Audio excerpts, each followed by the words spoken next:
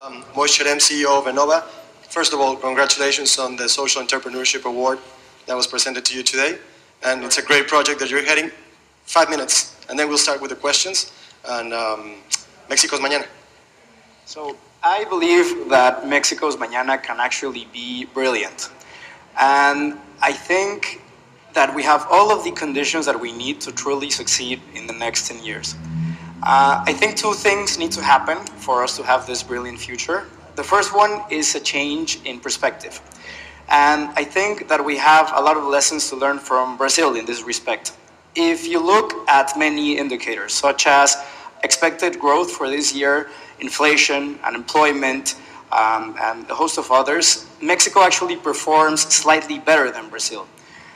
Nonetheless, if you go to Brazil, you have the sense of optimism. I was there 2 weeks ago, and they feel, A, that they're going to win the World Cup, which they're hosting, and B, that everything is really going to be fine. They have a murder rate that is higher than Mexico. Nonetheless, they believe that by intervening the favelas, everything will be fixed in the short term.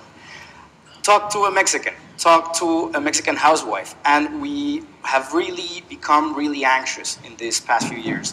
And there's a reason for that. We've been submitted to violence. Our way of life has really changed. And I think the media has really had a role to play we have basically two extremes in the media. You have the official media that is extremely positive, no one believes it, and then you have all of the intellectuals saying that everything is wrong, and we really do not have much in the middle. And what makes front page news is, some political problem rather than the fact that, an SME grew or that an SME was able to really go through a breakthrough. So first point, change in perspective. And I think, we have a lot of leaders around here.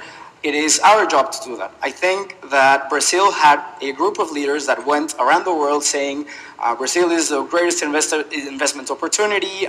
You have a lot of conditions that are going to be great. We as Mexicans need to start doing that. And if we meet someone who's American or French, we need to stop saying, oh, Mexico's terrible and the violence and all of that. I've lived here all my life. I've been mugged once. I do know a lot of incidences. However, a lot of Mexicans, even if we are afraid, doing that, you can have a perfectly normal life here.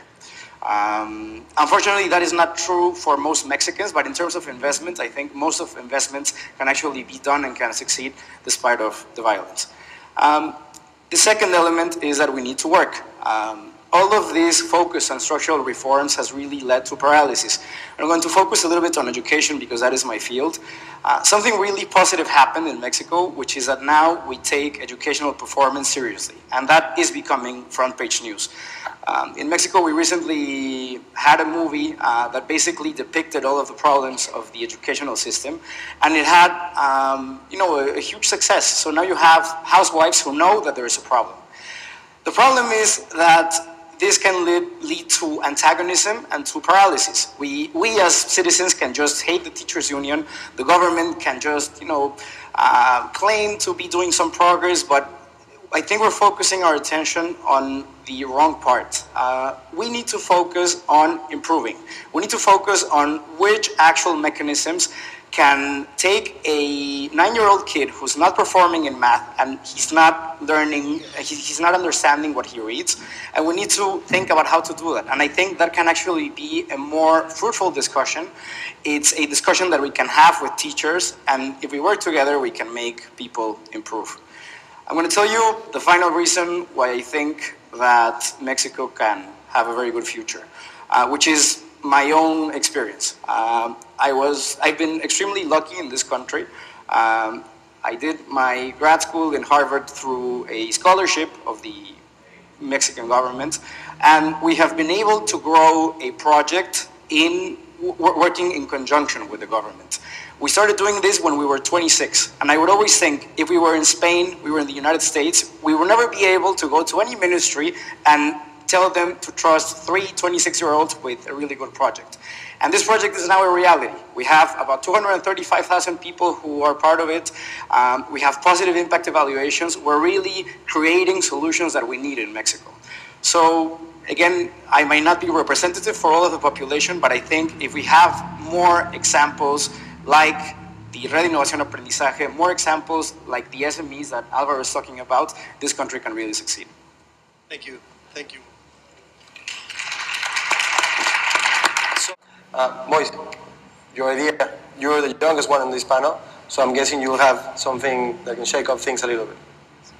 So my advice would be to focus on the values and aspirations that we have in the Constitution.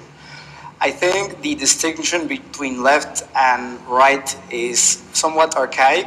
Mexico as a society has already elected through democratic means what we want. And we know that we want education, we know that we want health, we know that we want a good environment.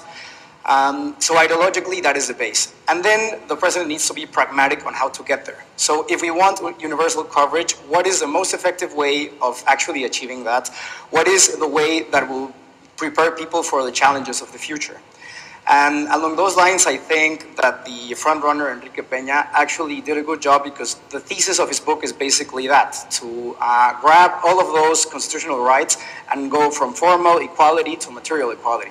So if he manages to do that, I think that will be really good news for Mexico.